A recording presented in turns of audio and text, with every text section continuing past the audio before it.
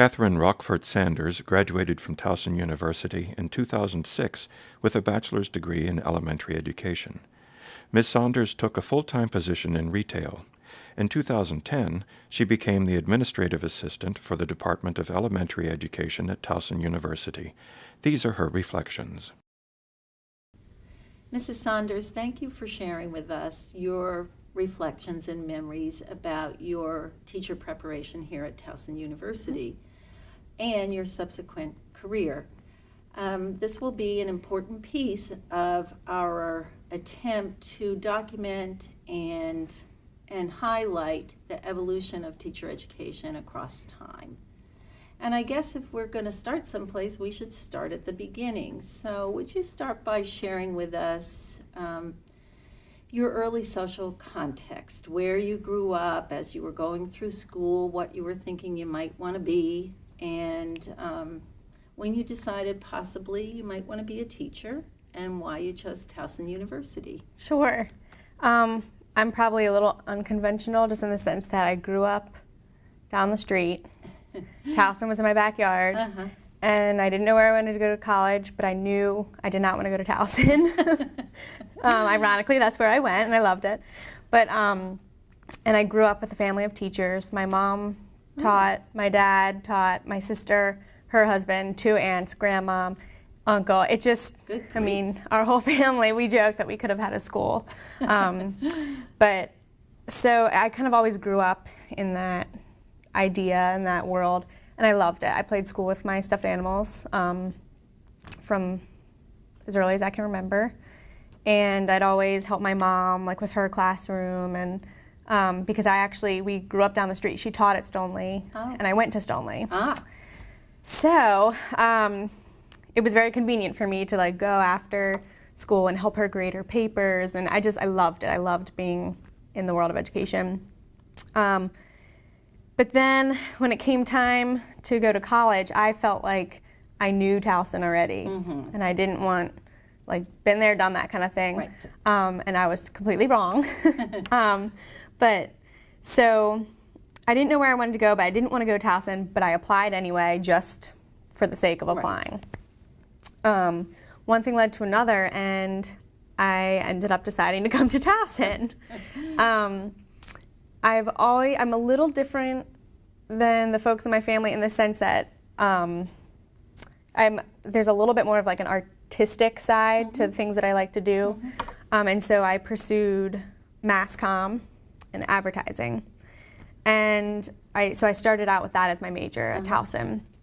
And I quickly realized that my heart was really in elementary education. I loved the courses that encouraged me to use my creative energy and things like that. But I realized that elementary education requires a lot of creative energy too. So I changed my major to elementary education. And again, it was kind of one of those I needed to figure out for myself, kind of like with Towson. Do I really want to go there, or is it just because it's right there, you know? Well, I did really want to come here. And then with my major, like, I don't want to just default to what I know and what everybody else in my family has done. So I pursued that other route and realized, oh, my heart is really in elementary education, I think. So so that's kind of, I guess, where I started and began my journey at Towson. Did you have to be here additional semesters? I know that elementary ed is a very jam-packed program, so I don't know when you made that decision, but I did. It ended up being only 1 extra semester, which was not bad at all. Not bad, especially coming from mass comm. I think my history gen ed, I took history of rock and roll, and so then when I came over to elementary ed, they were like, let's do U.S. history. Like, you need a different history. So I had a little bit of that to do, a little catching up. And then I took a couple courses over mini-mester or in the summer, just a few, and was able to only need 1 more semester. Wow. So That's great. yeah, I was thankful for that. What do you remember about your courses in elementary ed? Do you think that those courses were more theoretical in nature, or were they more practical, or maybe a combination of both? I think probably a combination of both. I mean, a combination of both. It was a good balance, I think, of learning ideas but then putting them into practice, and I don't know, I think probably both. And did you have any opportunity to go into schools before you got into your professional year, your internship? We did. So the professional program, so the professional program has level 1, 2, 3, and 4. And I know in level 1 we started going into schools formally, more for observation. As far as going into schools before level 1, I can't say that I remember. We may have, like for a field trip. I started substitute teaching my freshman year of college, so I had been myself in the classrooms, just in the area, on days I didn't have class, to substitute teach and make a little extra money. But so that's kind of what I remember before the professional program as far as classroom experience. But I don't know that we did go in on a regular basis, at least in class. Okay.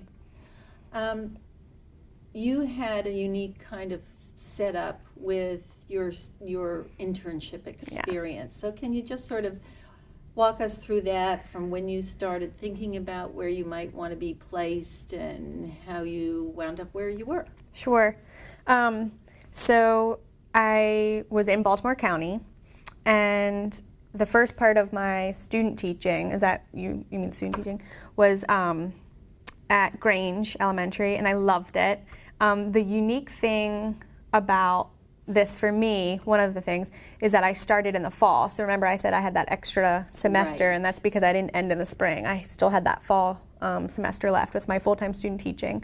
So I started in the fall when the students came back, and I loved that because I was able to get into that classroom with the classroom teacher, form that relationship with the classroom teacher before the students were even there. And when the students came on the first day, it was Miss Corbett and it was Miss Rochfort then, but their classroom. You know, I wasn't this new person coming in. So I was really able to establish myself and my relationship with those students from day one, which I loved. And then about halfway through, I went to New Zealand to finish my student teaching, and I wouldn't trade that for the world. I loved that too. I was sad to leave the school, but it was fun. So how did you make that happen? I didn't even know we did such things. I didn't either. And then one of my best friends, she was in the same program with me, and she was in the same school and everything. And I somehow randomly heard about it and thought, okay, well, maybe we should look into this. And it took a lot of digging to figure out, is this possible? Because we would bring it up, you'd talk to your advisor, and it's like, oh, I don't know, I've never heard of that. A lot of people had not heard of it. But then I forget who it was who was like, okay, yes, we do that. And so then we were like, oh, this really is a possibility. This could actually happen. And the thought of going to New Zealand is great. I mean, it's the other side of the world before you start coming back around. So it's the furthest place you could go. But then when it became a possibility, it was like, oh, this could be really fun. So we had to really talk with our university supervisor and make sure that it was something that she felt comfortable with, that we felt comfortable with, and that we felt like that would stretch us and grow us as teachers, but not do a disservice to what maybe would have otherwise happened had we stayed locally. So yeah, it took a lot of digging to figure out how can we do this. And how did you do this? I mean, did we have a relationship already with schools in New Zealand through the university or through the College of Ed? Right.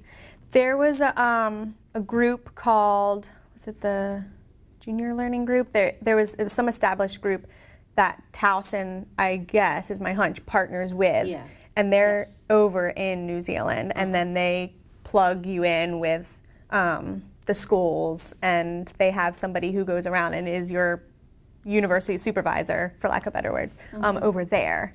So yeah, it was very organized. and we were observed by this university supervisor. So while we weren't attending Towson University, a university setting over there, we Right. still had that supervisor person who came in, observed us, and really helped us along the way. And so it was a very similar feel, but just in a completely different place. Yes. So you hop on a plane. Yeah. You're on a plane for a million years, Yeah. or so it seems, and you get there. How was their school set up?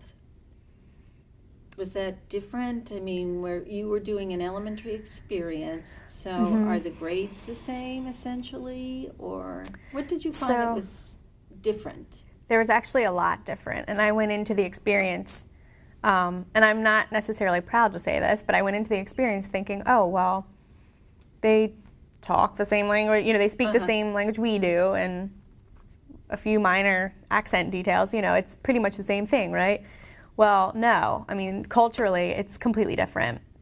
And I think that it's obvious when people don't necessarily look the same as you or speak the same language as you that there's a cultural difference. But I wasn't really prepared for the cultural difference that I was going to face, knowing, well, we pretty much look the same, we pretty much speak the same, it'll pretty much be the same, right? No, it wasn't, and I'm grateful for that. I learned a ton, and I think some of the biggest differences, just physically, the school buildings are different. They don't have, for the most part, at least that I saw, one big school building with 3 levels and the cafeteria inside. It's not like that. They had one main room where it was just kind of like a gymnasium, but it's detached, it's by itself. The classrooms were all detached. There was no hallway. The hallway was outside. The kids ate lunch outside, and each classroom had kind of like it was a permanent, I want to say awning, like covering, where, so if it was raining, you just scooch under there and that's where you ate. It wasn't because they couldn't afford a cafeteria. That's just what they do. That's just what they do. And so it was funny at first, when I would line them up to go places, to walk down the hall, it's well, we're just walking, to the library, which is outside. It was just kind of awkward. So I'm do I need to make them not talk? Because in school here, you don't want to disrupt the other classrooms. So out there, it's but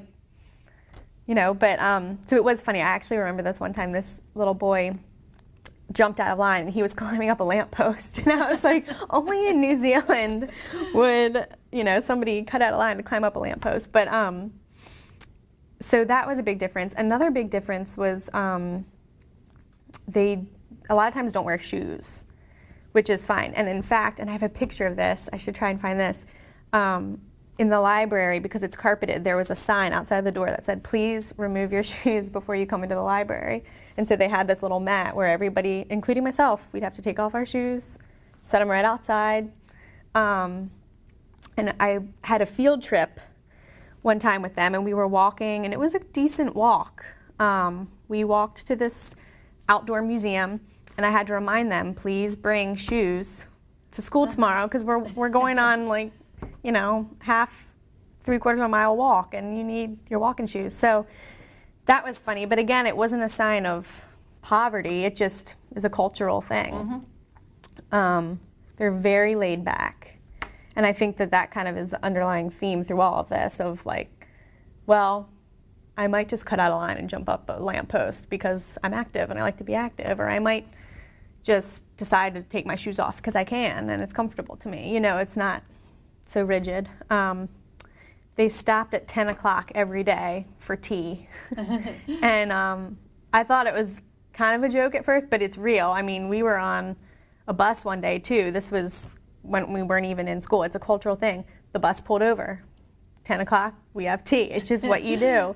So all the students would go outside, and there would be one teacher assigned to watch every student in the school outside while they played, while everybody else was inside having tea and cookies and things like that. So so that was different. It was really cool though, because it really promoted the camaraderie between between folks who worked in the school. So I thought that was Very neat. nice. Yeah. Do they start school about the same time? Do they have a kindergarten program or an infant program or something like that? I think so. I mean, the school where I was, it was a primary school, which was like elementary school. So they didn't there, but they have those kinds of centers and daycares and things like that, and then they come to all-day school, which is like our elementary school. My classroom in particular, and I don't know that they do this in every classroom, but the classroom where I was kind of like a split level of grades. So I had 3rd and 4th grade. So it was interesting that I know that I've heard of that a little bit here every now and then in the States, Right. and I don't know that that was something that they always do in New Zealand, but the classroom that I was in was split. And so there were a couple different ages, and 3rd and 4th grade, sometimes there can be a decent difference, just maturity and everything. So that was actually pretty cool. I learned a lot from that, having that challenge. But so yeah, I don't know if that answers your question. Yes.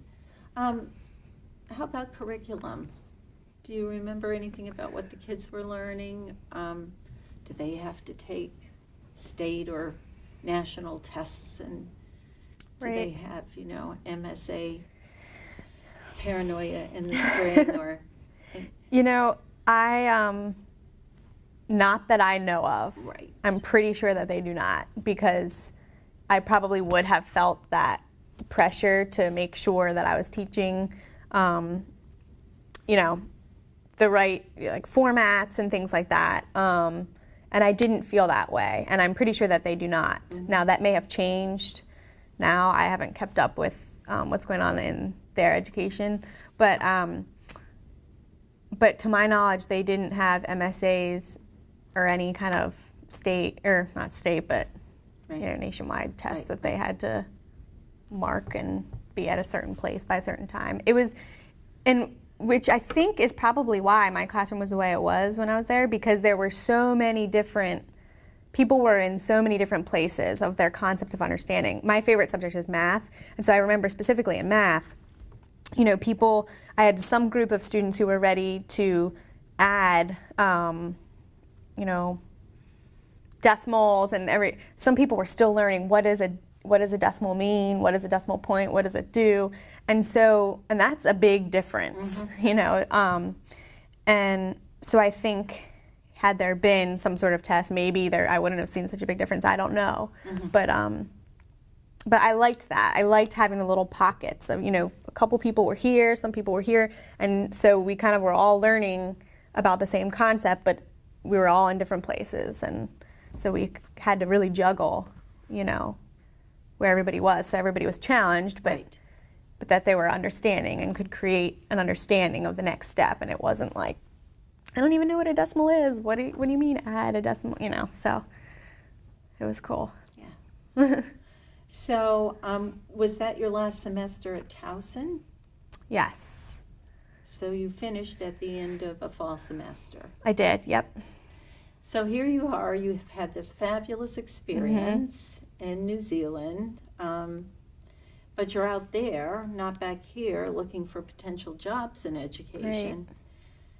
And at the same time, you have had experience because you've done some substitute teaching, I guess, in a variety of grade levels. Right, elementary through high school, yep. But at the same time, you are also working in a different kind of job. Yes. Tell us a little bit about that. So it was the job that I had I started in high school. It was with a company called South Moon Under, and it was a retail job, loved it. And since I decided to come to Towson, I went ahead and stayed and worked there through college as well. And at the end of college, when I came back from New Zealand, it was right before I got married. So my then fiance and I were talking, and the next step was for me to, I came back from New Zealand, it's time to go interview for teaching jobs. That's what I thought I was going to do. So I did. I remember specifically one morning I had my interview with Baltimore County, And then I went into work afterwards and in my interview clothes and had to, put my jeans on. But and I think it was at that moment that it was kind of like, okay, I'm not going to be here at South Moon forever, so, and they knew that I was pursuing teaching and had said to me, they basically made me an offer that I felt like I couldn't say no to. And again, my husband or fiance and I talked about it, and it was like, well, if I'm going to take a management job in retail, if I'm ever going to do that, now's the time to do it. We don't have kids. So, and I love working there, so we went ahead and decided that'll be the best thing for us right now, that'll be great. And I have my teaching degree, and no one can take that away from me, and I love it still, and I've kept up my certification. So that was important, just to make sure, because I never want to shut that door, Right. But so I went ahead and stayed with South Moon. I came on board as a manager and loved it. I mean, I think total I was there for 10 and a half years. So it really was also a part of, who I was. And Sure. And again, the creative energy, I loved it. But there were a lot of things that I did learn at Towson through my elementary ed program that weren't, you would think, oh, well, how in the world can you relate management and elementary education? Yeah. Well, how can you relate them?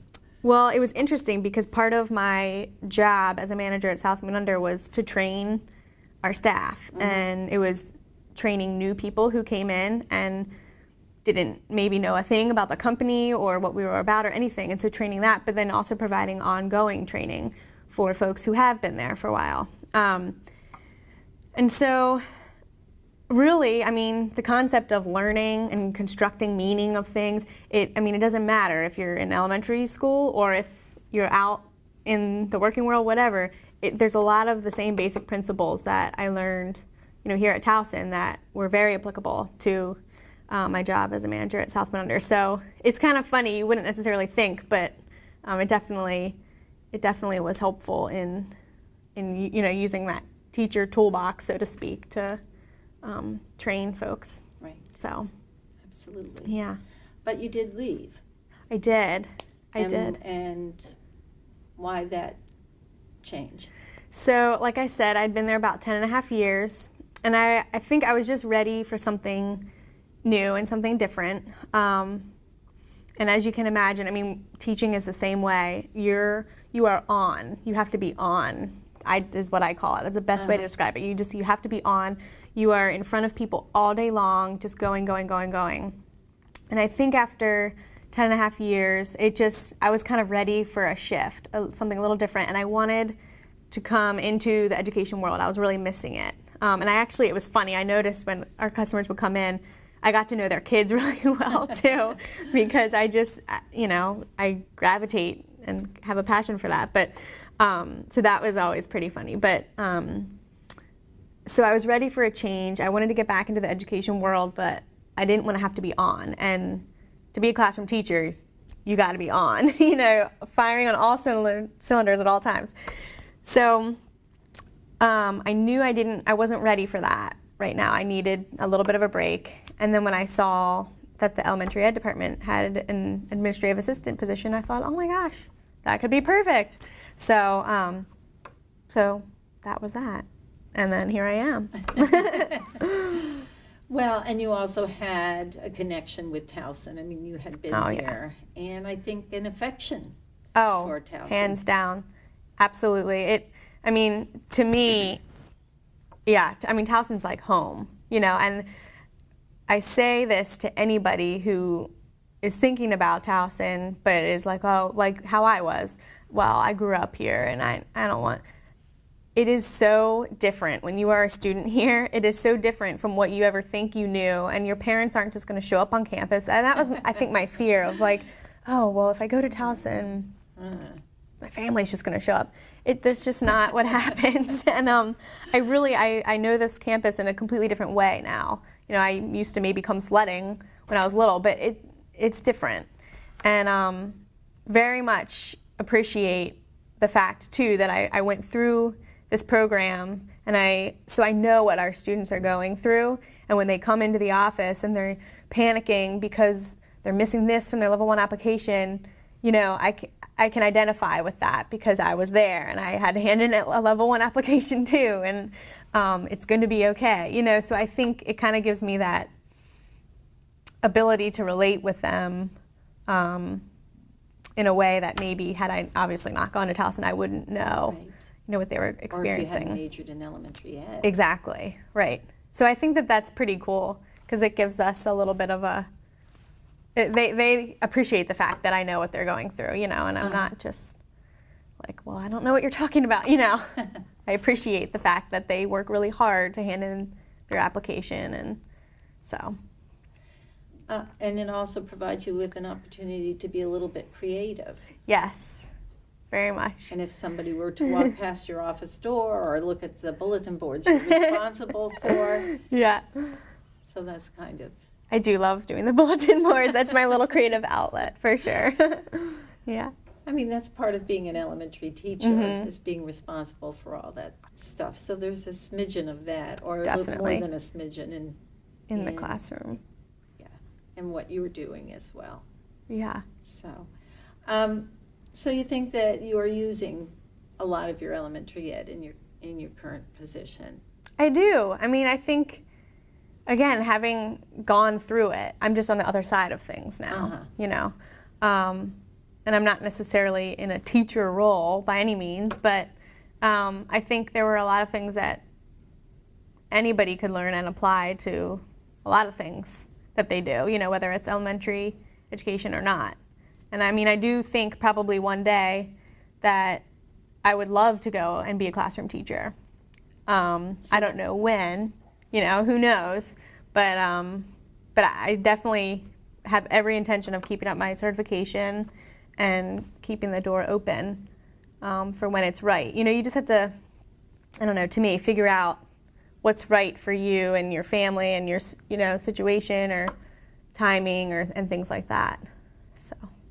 Well, and so you probably will have an opportunity, probably sooner than later, to start being an instructional individual. So this is going to be something in your near future. Right. So since you're introducing a new member of your family right. at the end of the year. Yeah, in just a few weeks. So that will certainly put you in a position right. to use some of those skills. Yes. Is there anything that we have missed about your Towson experience or your personal professional journey that you would want to add? I mean, I think the only thing that I'd want to add on top of that is that the instructors that I had were absolutely amazing and left incredible impressions, is I guess the best word, on me that can never be taken away. And you know, there's a couple people in particular, but really all of them. Well, you could mention people if So, you want. You're allowed yeah. to do that. Okay. So Barbara Ann Ellis was my university supervisor, and she was awesome. She had very high expectations of the group of us and pushed us really hard, and I learned so much from being under her supervision. And just really came to have a great friendship with her too. You know, in a professional right. way, but it just was, she really cared about our well-being and becoming the best teachers that we could be. So, and that was really cool. And, you know, that kind of a thing too, the way that she supervised us, those are life lessons that you learn and can apply. And I remember being a manager and thinking, you know, how can I foster the growth of the people that I'm training, you know, just kind of like Barbara Ann did. Like, what was it about what she did that made it really special and unique? And so that's not necessarily applying elementary education concepts, but it's taking something that I learned here at Towson and really applying that. So I think the instructors, hands down, and I remember Nancy Shelton, I had her for children's literature, and I just became enthralled with children's literature after that class. I mean, I was buying all of the books to keep them in my own library just to have, because I just really developed a great passion for them. And I think that it takes a special kind of teacher to really spark that in somebody. So the instructors, that would be my one thing. What would you say to individuals who, given the fact that you have so many teachers in your extended family, Yeah. What would you say to someone who was considering teaching as a career? Now, you're somebody who trained to become a teacher and are not practicing teaching in a formal setting Right. as an elementary teacher. But what would you say, do you think? What words of advice would you give, given your own path? I think one thing would be that while you are a teacher, you are also very much learning in that process and can learn a ton from not just the other teachers, but the students in your classroom. So be prepared to both teach and learn. And that, I don't know, there's this idea out there that, oh, well, if I'm an elementary school teacher, I just get to do the pretty bulletin boards and I leave at 3:30 and I have summers off, and it's just not the reality. And I know I have not had my own classroom, but again, coming from a family of teachers, I see the hard work that goes into it. I see the nights that you're poring over different papers and different, preparation materials. It takes a lot. And so I think people really have to ask themselves and evaluate, where they are at that time when they're making that decision. Can I give 110% of myself right now to this?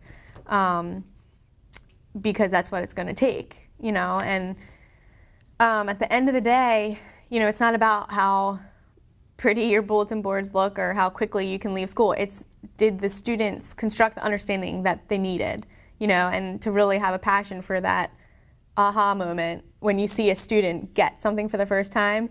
It's awesome. And so to let that be what drives you to want to be a teacher and not just think, oh, well, I won't have off in the summers, so I'm gonna, because they earn every day that they have off in the summer. It is, trust me, it's in the book somewhere else during the school year. So I think that gets me mad when people say that. Me too. So Okay. Anything else? I think that's it. Great.